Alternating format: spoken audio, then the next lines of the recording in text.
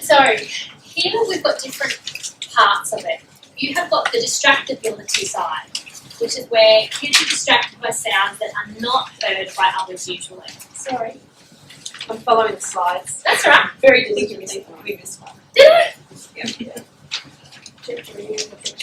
Oh, thank you. Thank you. I literally lost my clicker just as we came out. I put it down somewhere, so I'm having to make do. Grommets are little things to create and to be corrected ear infection. Yes. Oh, Yeah. So do people hear that? Grommets are like little tubes that they put into the ear to get drainage for the kids who have constant ear infections. So you have to check for ear infections in grommets. So there's absolutely no point looking at a child's auditory processing if they've got a mechanical problem with ear infections.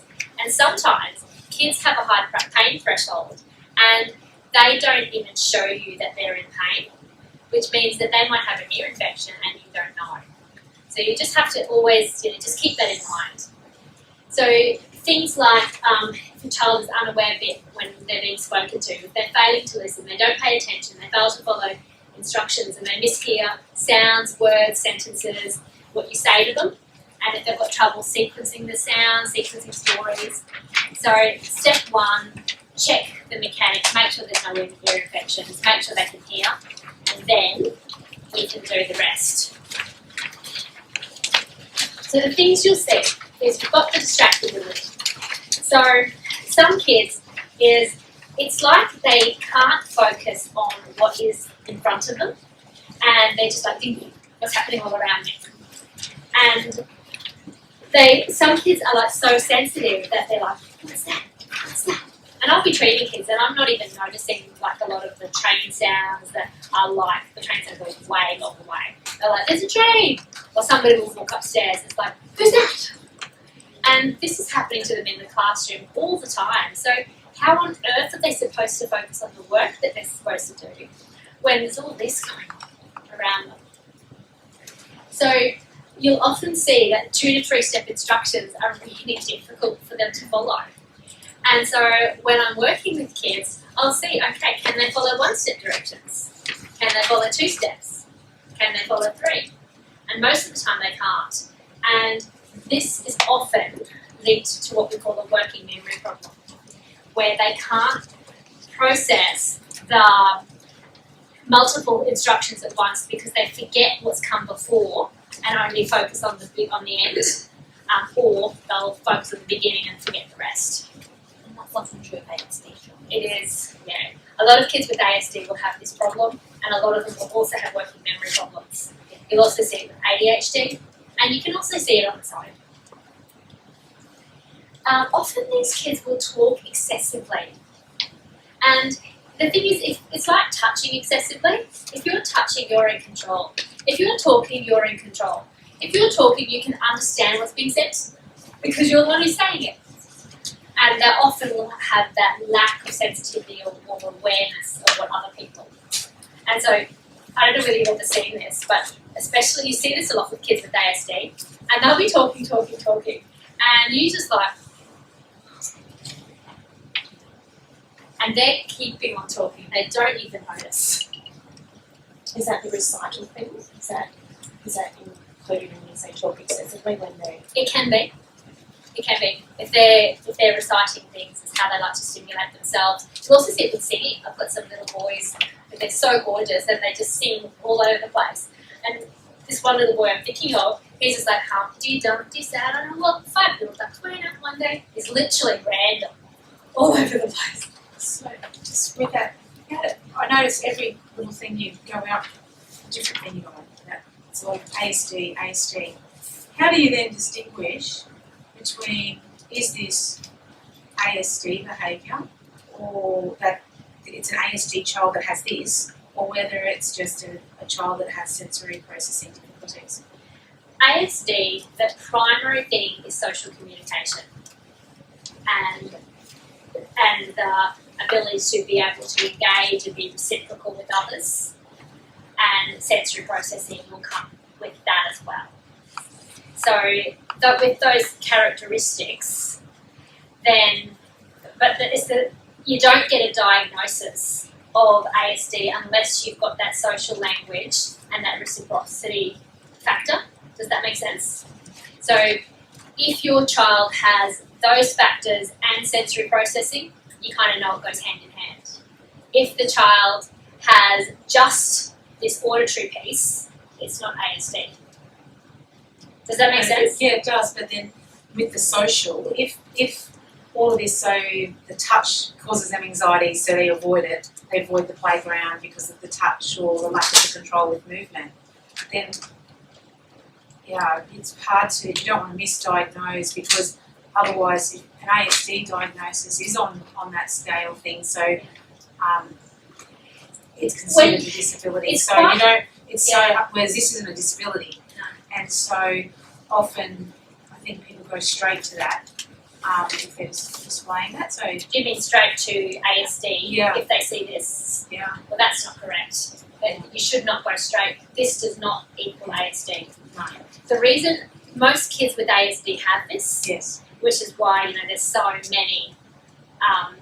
It kind of comes up, but I've got plenty of kids who don't have ASD who also. Yeah. It's just a social thing because I think about if they avoid social and reciprocity. Okay. So do you know what I mean by reciprocity? No. Reciprocity is where there's two-way communication, and so the child is engaged with you, and they're taking turns in conversation, taking turns in interaction, and so it's a mutual. Whereas ASD kids, it's all on their agenda, and it's really hard to move past. And like the example I said of the kid who would just keep on talking while you walked away. Kids who don't have ASD, they don't do that.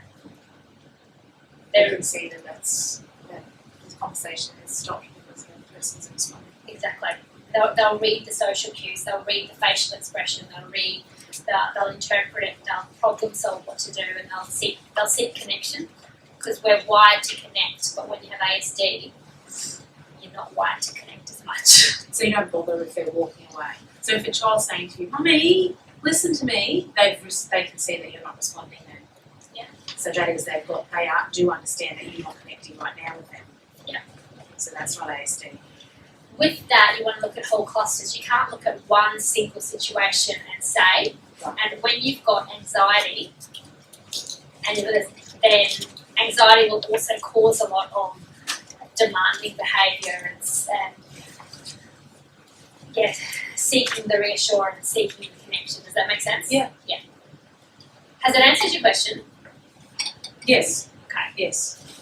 But ASD alone really has to have those two issues. Those two. They're the primary and sensory is tertiary. Yeah.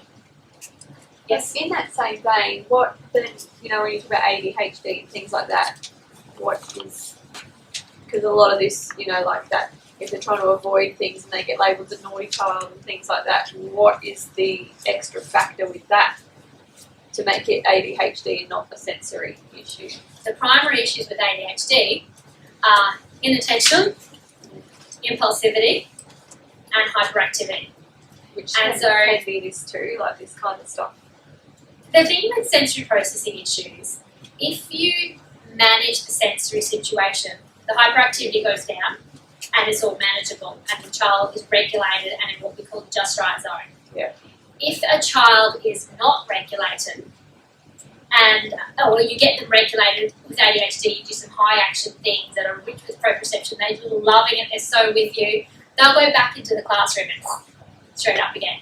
Where a kid with sensory processing issues will actually focus. And is that the same with like if they're completely fine at home and then they're going to the school and it's because the things they're doing at school they're trying to avoid, and that can be anxiety causing the hyperactivity.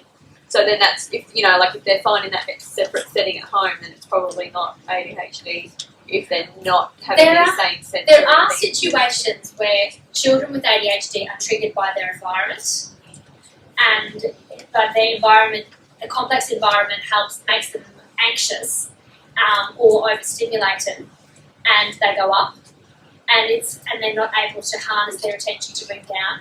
And sometimes those kids will also be considered in the ADD or ADHD spectrum. Yeah. That's really the answer for the paediatrician, and often they trial you on Ritalin or the like, and see whether that actually helps. So that wouldn't help in a sensory child. Right. Okay. Well, no, actually, Ritalin works on everybody. Yeah. Ritalin works on everybody because it's the way it works. It's needed in some kids, and other people it will help you concentrate more, even if you don't have ADHD, because of the way it works. But it doesn't work in everybody. It works in most people. So the doctors will often talk about their medicating for a situation, not necessarily the kid has a situation with ADHD. Yeah. Yeah. Okay. Thank you. But yeah. All right, we should move on. This is the kind of stuff that you see. I'm talking to you, and they're just la la land. Now, actually, a key strategy for this, if this mother has been talking to the child like 3 times, and the final one is, I'm talking to you, and he's in la la land, the first thing he hears is mum yelling at him. What's that going to do to his anxiety, his response? So a key strategy is come round in front. You know he does this because he doesn't process auditory well. Come in front, hand on the arm, get his attention, and then give the message. There's the multiple step instructions that the kids are struggling with. A key strategy for this is using visual schedules and routines and lists. And these things work for all kids if you can get them motivated and cooperating. By what age should a child be able to easily follow a 3-step instruction?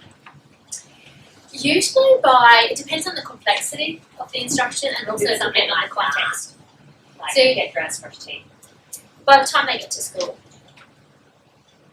So that will also depend on their attention. If they've got good attention, you'd expect that.